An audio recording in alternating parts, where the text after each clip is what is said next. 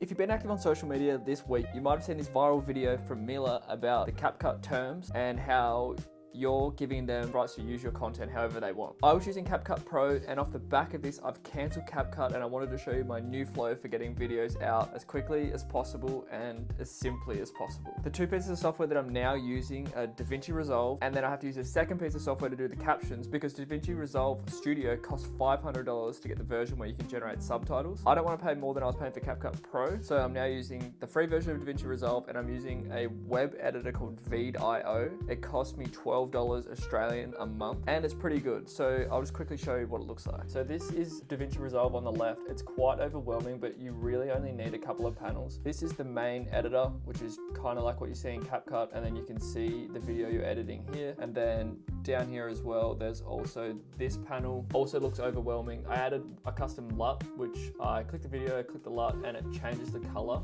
to look a bit more vibrant, similar to what I was doing in CapCut. And then the final tab that you need is this last one. It's a rocket. It pretty much means to export it. This also looks overwhelming, but once you set it up, you just need to set the iPhone ratio as vertical, and then you render it, which pretty much just means export. It'll pop up over here and you render it, and then it'll go to your file system. After that, I jump onto Veed.io, upload my video, and go to subtitles. It generates them, and it does a really good job, and the editor's nice and easy to use. You can style them. Then you can choose the style you want. I went with basic, and then you can edit it and change the sizing and shadow and all of that kind of stuff. But it does come out looking really well, and the web editor is actually quite snappy. And then I just export them out of there. So it is a two-step process now, but it is relatively cheap and it's relatively easy. And then because I'm editing on my computer, I also use another piece of software which I was already using called PostBridge.